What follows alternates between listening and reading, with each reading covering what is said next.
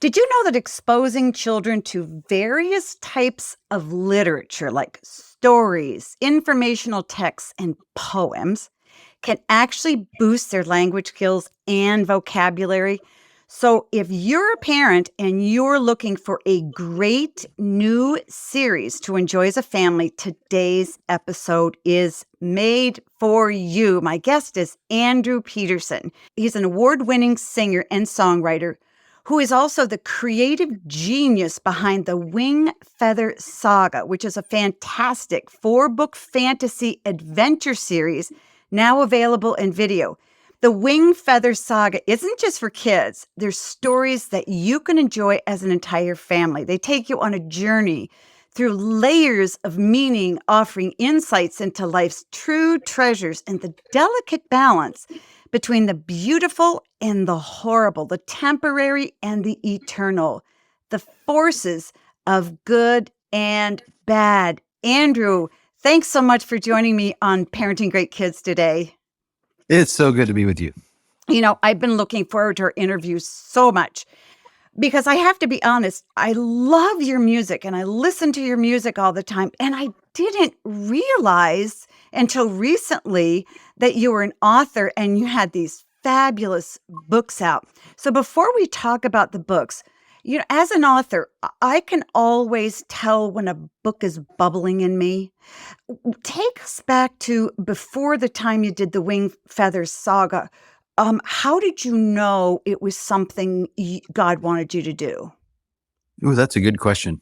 I wanted to be an author before I wanted to be a musician. So back when I was Wow. a kid, yeah, I was very into comic books, movies. I was always reading fantasy novels, and like back, eighth, ninth grade, I did what a lot of kids do, which is you think I'm going to write a book now, Yeah. and then you get 20 pages in and you realize how hard it is, and then you're Exactly. like, actually, maybe Or I'll just go 5. skateboard. Yeah. Yeah. Yeah. Mhm. And so music just kind of was the horse that I rode out of town. I ended up learning to play guitar, joined a band, ended up moving to Nashville after I was married, and had a music career going and put out a few records, but never let go of that dream of knowing what it was like to write a big story. Yeah. Which was kind of what got me into music. It was like I loved music, so I thought, how do you?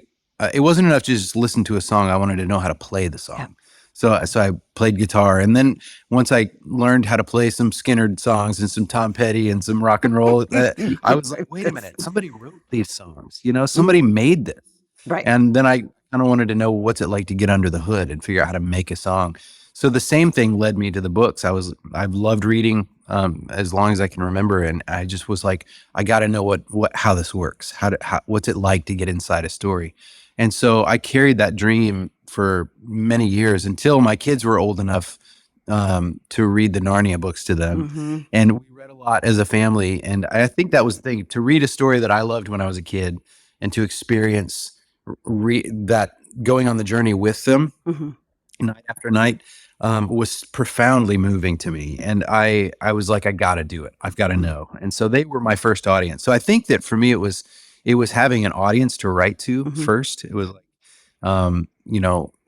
art at its best is when it's an act of love, I think. Right. And so to think, I'm not just writing a story just because I want to self-express. I wanted to write a story because I wanted to wake something up in my kids. And Awesome. so they were the ones who were the real impetus behind this thing. I love it. You know, I totally know what you mean because as our kids were growing up, every night before bed, when my husband actually would read the Narnia Chronicles, and he would start when they're like in first grade. I said, these kids are too young. You know, they weren't. And to this day, they're all grown. It still is a big part of their childhood. And it's something that they always have with their dad. They'll refer to something from Narnia. And even though, they have a husband there, he may not know what they're talking about. It's a real glue. So there's something magical about reading with your kids. It's that shared experience, but it's so much deeper than watching a movie together because you pull on your imagination. It takes longer. So you did it for your kids. Was there any part of you that thought, gee whiz, my kids are growing up. A lot of the books out there are horrible. I want to write something great for them. Or did this just come out of your sort of creative juices? I mean, is this a stories that you just made up in your mind or? Well, I know that yes to some of those questions. Like my oldest son in particular was a voracious reader, and you have these high ideals of I'm going to preview every book that my child reads, and after a while they leave you in the dust. And Exactly. Yeah. and there were a few times when he was reading something, and I'd pick it up and I'd be like, "Ooh, I don't know if I love this," and we'd have to talk about it. We tried not to be like. We were careful, but we mainly tried to keep the conversation open, Right. About Right. what you're reading. Let's talk about that. How does that line up with what reality is? Mhm. And so, no, I think really at its heart, I just wanted to feel like I was Mm. 12 years old again. And I No, kind of love, you wanted to be in the story. yeah. You wanted to And live in a story. I did. Yeah. And there's something so wonderful about being a grown up, having to pay taxes and bills and all this, and then putting on your writing hat and spending 2 hours tr- trying to imagine an adventure scene, Yeah. or trying to build a mythology or to draw a map. It was just a wonderful experience, and I've never, really that 12-year-old version of me is alive and kicking, Mhm. and so I really enjoyed getting to have like a common language with my kids while I was telling the story. Yeah. So would you ask them, would they help you write the, narrative, or was this all you and then you'd sort of test it out on them? Did you test it out on Yeah. them? Okay. Yeah, I would write several chapters. I'd write, 100 pages of it. I'd be like, okay, I'm ready to share the next chunk of the story with you Mhm. after I'd kind of, ironed it out a little bit. And it was just great because kids are better readers than grownups are. I Mhm. think, I experienced this the first time I went to a school, an elementary school, to do a book visit as a first time author. I was so intimidated. I was so nervous to go It's talk to, not like, yeah. in the library, all the kids are sitting on the floor and you're going to read a chapter. Yeah. And when I finished reading my chapter, the hands shot up immediately, and they Wonderful. all had these piercing questions about, who would win between a toothy cow and a fang of dang, or whatever. The kids have this ability to enter the story much quicker than grownups do. Mhm. And so they were the perfect test audience. I knew that if I had them, that I was onto something. Awesome. Yeah. Uh, and so, yeah, and really, when it came to telling the story, I was just kept thinking, how do I tell the story in a way that makes them want to know what happens next? Right. Right. Well, it was funny when I first, was going through your through your books. What we're talking about is Andrew Peterson's sagas. Is it 5 books? It's 4 books with a few extra kind of ancillary books. Okay, Yeah. okay, and it's the Wing Feather Saga, and the first book is On the Edge of Dark Sea of Darkness. And so if you look at the covers, um, they tend to look sort of sinister and a little bit scary, and I never did well with scary books. But what I found, because 'cause I'm a pediatrician in my office, is kids will often come in and they're reading stuff. They love this kind of stuff. Even the Narnia Chronicles are scary, and there's something about, um, dealing with good and evil and allowing them to see that juxtaposition and almost living through, it's like fantasy is really very good in the old, what are the books that kids are real, the old classics, Snow White and the Seven Dwarfs and so forth. People say, well, it's too violent or whatever, but kids need to be in there struggling with good versus evil and dark versus light. And so I could immediately see the appeal to kids. Um, was Lord of the Rings or were the Narnia Chronicles, did they inspire you or did they have anything to do with you with this whole series? Yeah, they did, in that I loved them as a Mhm. boy and as a grown up. I think Lord of the Rings is in the same category, in a different way. Maybe even love that even more. But I think mainly because they gave me a context as a Christian to enter into a big sweeping fantasy story. Mm-hmm. Musically speaking, I grew up listening to all kinds of music and playing music. And then when I heard Rich Mullins' music for the first time, he was a Christian who was a singer songwriter who died like 26 years ago. He was the one who I heard and I was like, oh, it sounds like the music that I already like, only he's writing about things in a way that he's using a language that I'm familiar with. Mm-hmm. Does that make sense? And so I think Narnia and Lord of the Rings were the same way. It was like, oh, I see where these guys are coming from. They're tapping into something really deep and bright and Mm-hmm. good, and that inspired me. Well, one of the cool things about him, and I think that you have the ability to do with fiction and stories, is you're writing on different levels all at the same time. It's like the Narnia Chronicles. You'll read it on one level and then you go back and read it again and it's deeper and deeper and deeper. And that's what's so um, genius, I think, about creative works like this. You're writing it to not just 10-year-olds and 12-year-olds, but you're writing it to adults as well. And I don't think many people can accomplish that. I read a lot, and I read a lot of historical fiction. Adult writers who write to adults write adult stuff, and kids writers write to kids stuff. But to be able to write to both audiences and have a wonderful message for each is really hard. Um, was that a struggle for you, or did you not even realize you were doing it when you were writing the books? Well, I just believe that you shouldn't write down to children. That Right. if it's a good story, it's a good story, no matter who's gonna read it. And I think C.S. Lewis said something about how uh, oh, well, now I'm blanking on the quote. Something about how the best stories for children are just stories for children. Right.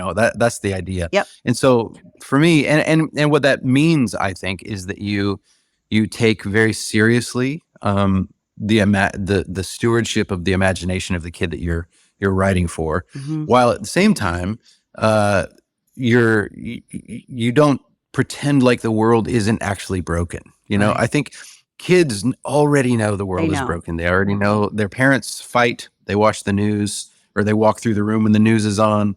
So I think as a kid, I remember I could sniff it out pretty quickly if a book was talking down to me or wasn't taking seriously. I needed something that said, yeah, the darkness is real, Mhm. and also there's something stronger than it.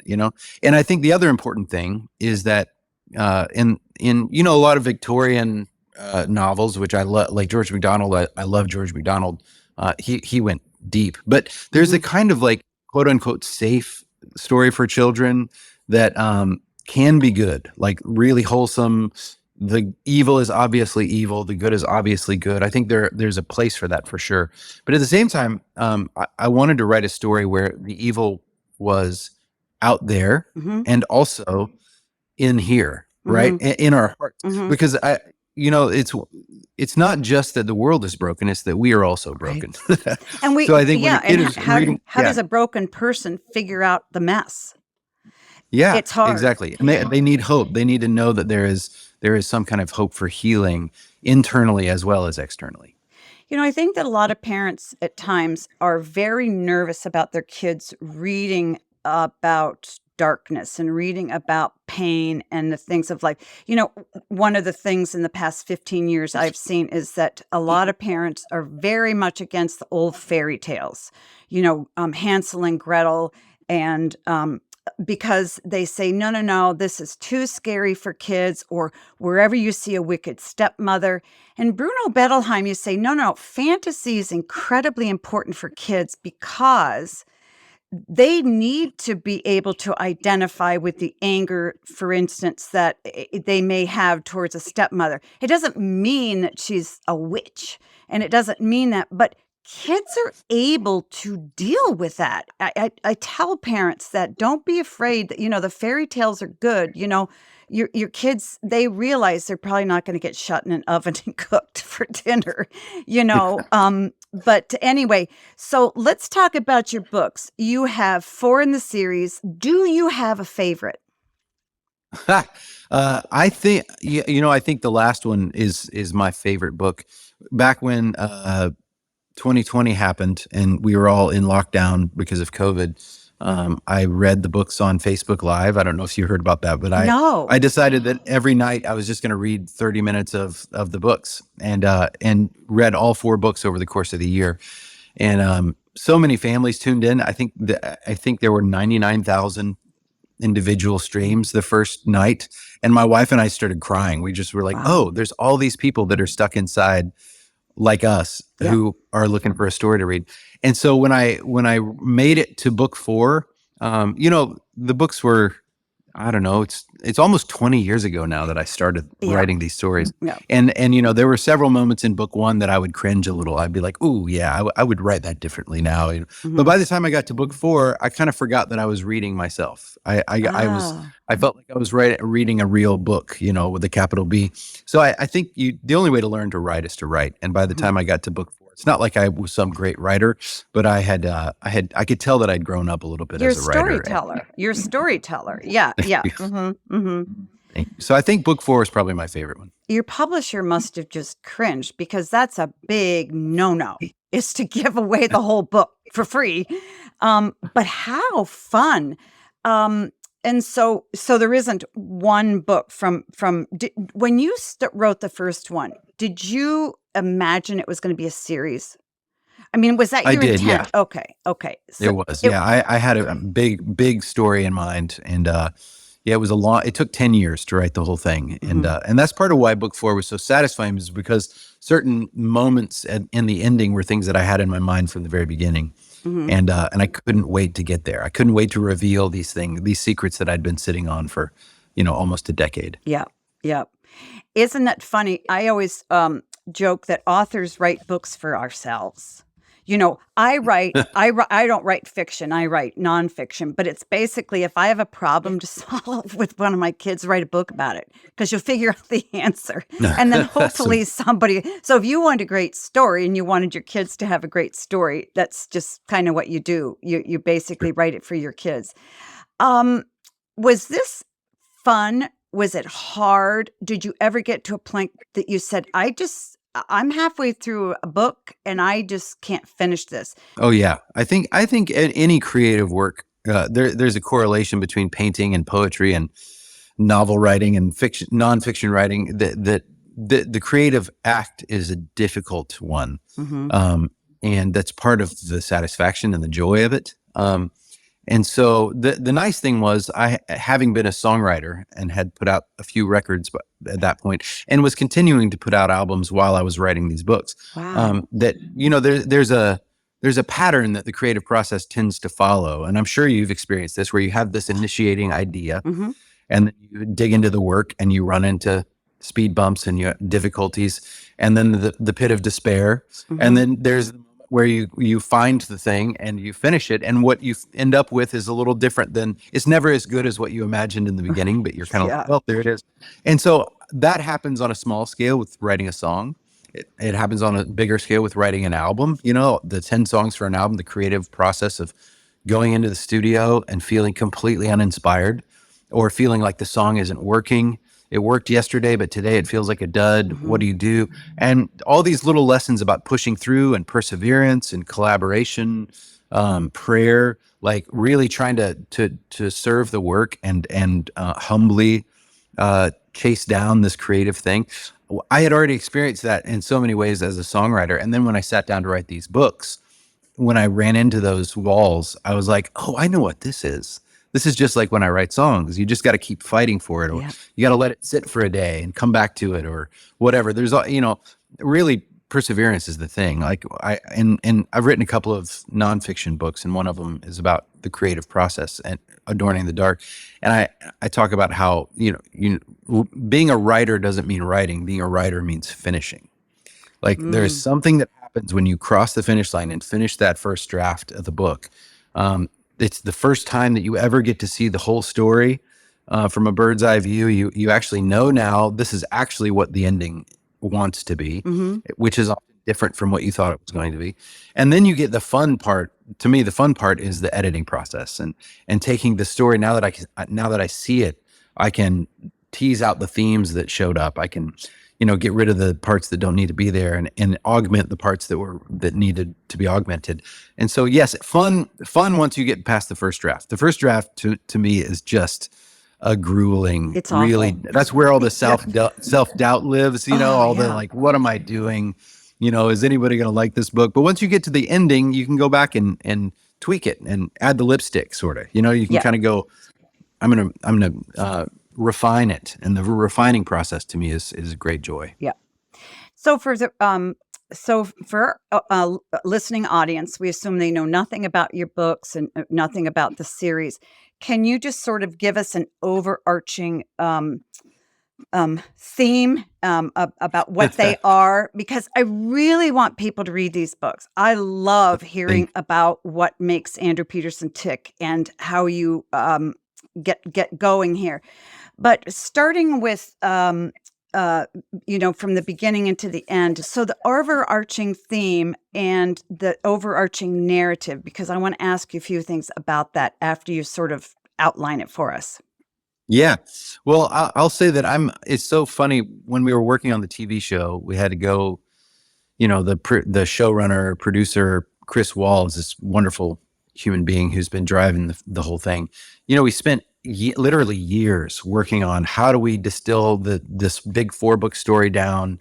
How do we translate it into a visual art form? Because you have to tell the story differently. Yeah.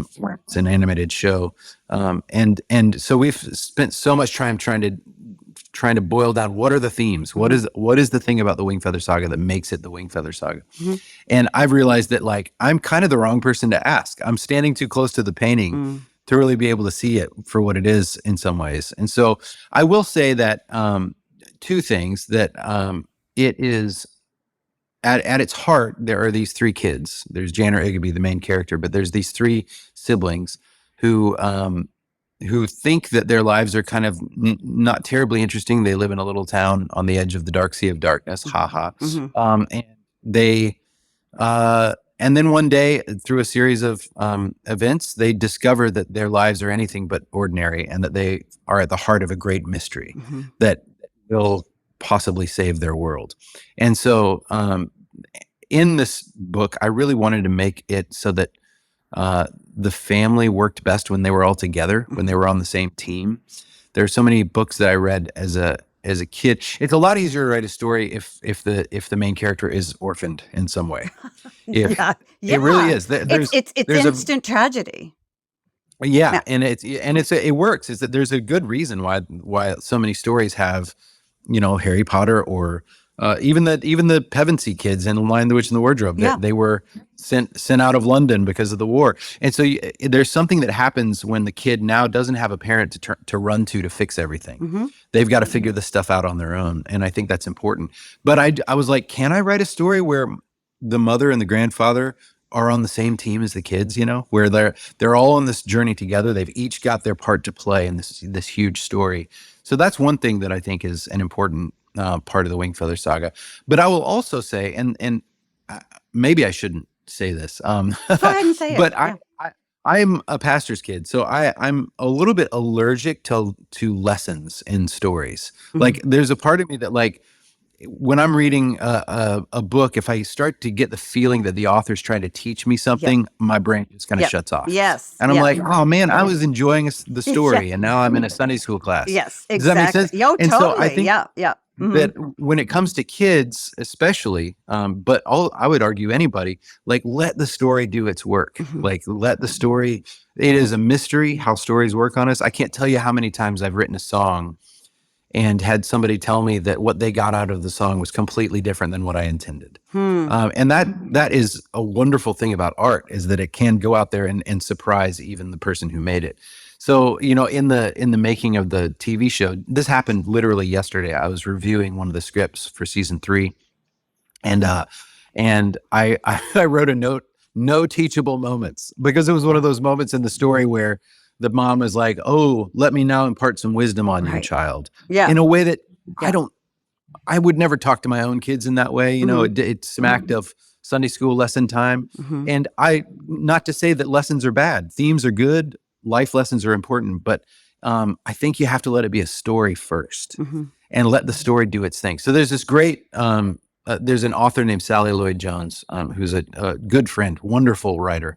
And she wrote this book called the Jesus Storybook Bible. And it's just this marvelous, you should read it if you haven't seen it. It's great. I have seen, yeah. Mm-hmm.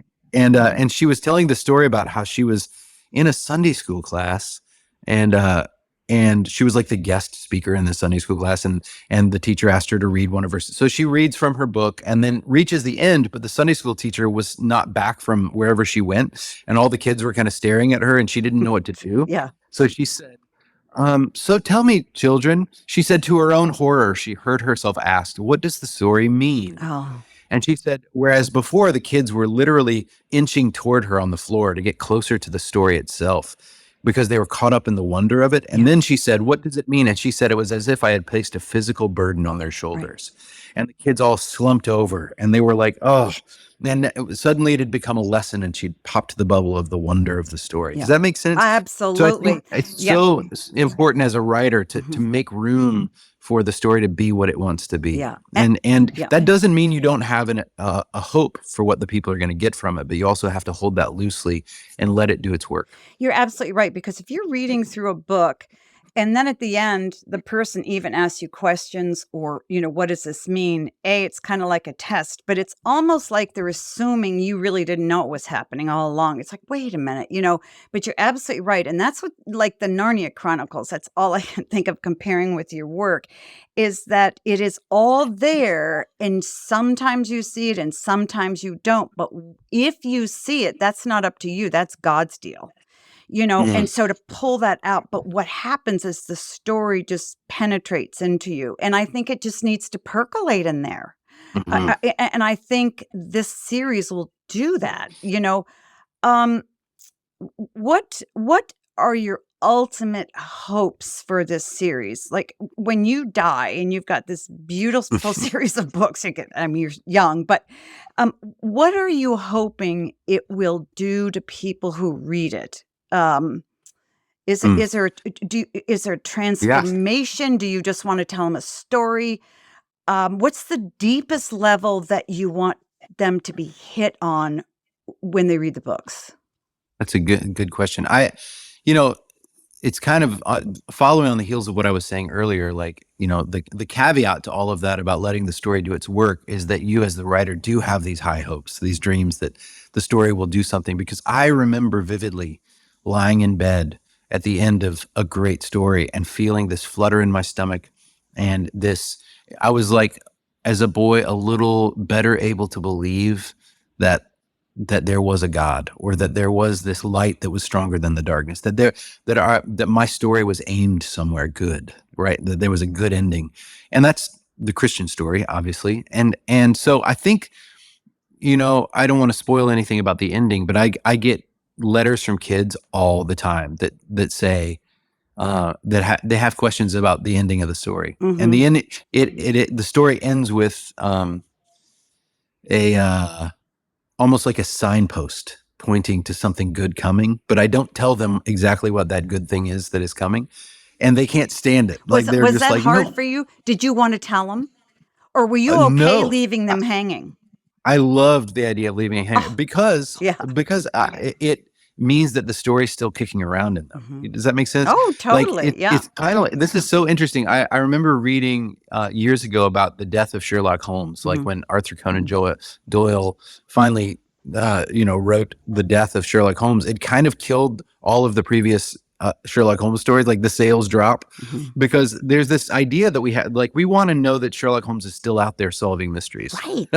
There's this weird kind of, it kind of keeps it. So at the end of this book, I wanted to leave an arrow pointing to somewhere so that when the kid lies down, if they're agitated or they're frustrated that it didn't end, the ending wasn't delivered on a silver platter, it means that the story's still in there, kicking around. Yes. There's something about hope that as a Christian, we say the Nicene Creed every week in church, and it ends with, we look for the resurrection of the dead and the life of the world to come. That's the story that we are all living in, is that we don't know exactly how our personal ending is going to be.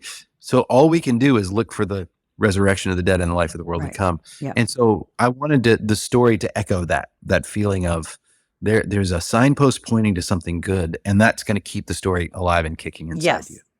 And you feel confident in the way you wrote that ending, because I haven't read the ending, that Yeah. it was clear enough to them. You have the Nicene Creed, and you go, I know my hope is there. I know that's real. I don't know how I'm going to get there. But the kids who are reading it have that same sense that good will come and the arrow will get me there. There's a void between now and then. So Yeah, yeah, that's a good So way to put it. you don't Yeah. leave them without hope. I guess that's what I'm trying to say. I think I would argue that I leave them with more hope. Good. Good. Like if I told them the full ending, there would be no hope. Hope, hope is this expectation of a thing that we can't quite see. And so so I'm leaving them literally with the hope that there will be some good ending.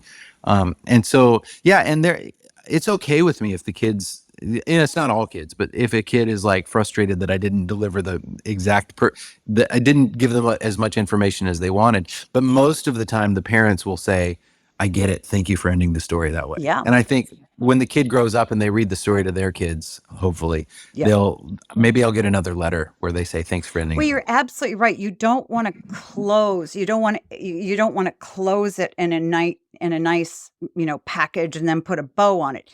It's got to keep them thinking. There's got to be that constant stimulation there going, because that's how the best books end. They don't write the ending for you. They just kind of leave it open. What's next?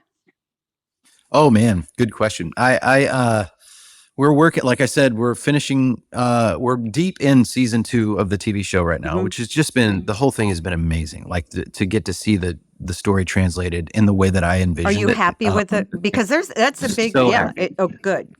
Yeah. So, the fact that most of the time the author doesn't get to be one of the executive producers. So I get to be in the room. I get to, I have veto power, which I don't usually need because the team is so amazing. Good. And so, season 2, and then we're beginning work on season 3 already. That's fun.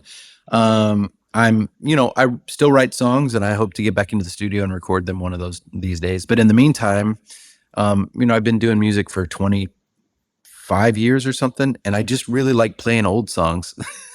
So I don't have this burning need to write a bunch of new songs right now. So I love going on the road and sharing those songs with people. And we do a Christmas tour every year and an Easter tour every year. And I'm trying to, I like to draw and paint. So I'm working on learning how to paint watercolors right now. Your brain is just popping out all over. You're a true blue, creative genius. I love that stuff.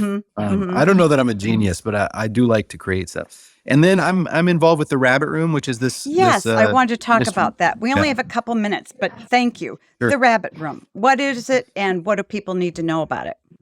Yeah, so it was formed. I founded it maybe 17 years ago. The mission statement is that we cultivate and curate stories, art, and music to nourish Christ-centered communities for the life of the world. Which is to say, I really believe that there are like some of the best stories and songs and films and novels are being written by people all over the place right now. But the kind of like our goal is to try to like nourish people who are doing that work, but also draw attention to stuff that it gets missed by the kind of industrial complex of Christian music or whatever. Just because so much goodness is out there, and we just want to draw attention to that goodness because we believe that art nourishes community, and that community also then nourishes art, and that's what the world is hungry for. And so it's this wonderful organization that we have. There's part of the ministry is this gathering house here in Nashville where we put on concerts and gather people as often as we can. We have a conference that we do where my brother is the editor of the Rabbit Room Press. So we publish books, and it's just this whole wonderful organism that's putting out work in the world. So do you have mostly artists in it, or do you have just lay people? Who is part of the Rabbit Room? Well, one of the things that we like to say, like for our conference, is that it's not a conference for artists; it's a conference for everyone. Because the people who come are people who either make art in one way or another, whether it's stories or paintings or poems or whatever, but also people who just enjoy stories and poems and music or whatever, which happens to be everybody. Yeah. Yeah. Yeah. And so I think it's just a feast where we celebrate the way God speaks through his creation, which includes these humans that also subcreate in Tolkien's language. We make things in the manner in which we're made, is the way he put it, and also through creation itself. We draw attention to the way that all these things are preaching the gospel all the time. Yeah. And I love that. It's the kind of stuff that, like, when I was a kid in the 80s, growing up in a small southern town, I wish that, I don't blame anybody for this, but culturally, there was nobody going, hey, do you know that you can be a Christian and write fantasy novels? Do you know that you can be a Christian and write songs that And you aren't weren't going to worship get songs? slapped on the hand. Yeah, Yeah. exactly. And so we're How trying to dare just you? say, Yeah. hey, Don't all of put this one belongs swear to the word Lord. in there. Yeah. Yeah. So yeah, Well, that's kind of we have to end. I just have two questions. What do you want kids and parents who are reading these stories and listening to your music, what do you want them to know about God? I want them to know that he loves them more than they can possibly imagine. My oldest son and his wife just had their first baby, and Jamie and I are experiencing the great joy of being grandparents. And she's actually at the house right now. My wife is watches Phoebe a couple days a week. And there are times when, if you're a grandparent, this, where the baby is like squirming around on the floor, and all of the family is just sitting around watching the baby, like it's the most interesting TV show. Yeah. And I remember just thinking, looking at Phoebe and thinking, she has no idea how loved she is. Yeah. All of these people are sitting around gazing at her with wonder and affection and delight. And she's going about her day, pooping herself, spitting up, the whole thing, and has no idea just the vast ocean of love that is out there for her. And I think that's the kind of my own journey is I grew up thinking that God was mad at me all the time. Wow. And to realize that in Christ, he looks at me with that delight and that wonder, that he enjoys this little boy that has grown up into a man that he made, is a life-changing notion. And that's really what I want people to know. And I think that ultimately is what the Wing Feather Saga is. Right. So how can people find out about your books? How can people follow you? Are you reading on Facebook Live anymore? Are you singing on Facebook Live? And how can they learn about you and the everything that you do? Thank you. So Andrew-Peterson.com is probably the best place to go, because that's where you can find all of it. You can go to the Rabbit Room from there. You can find the TV show from there. It's at angel.com. And it's free. Anybody can watch it for free.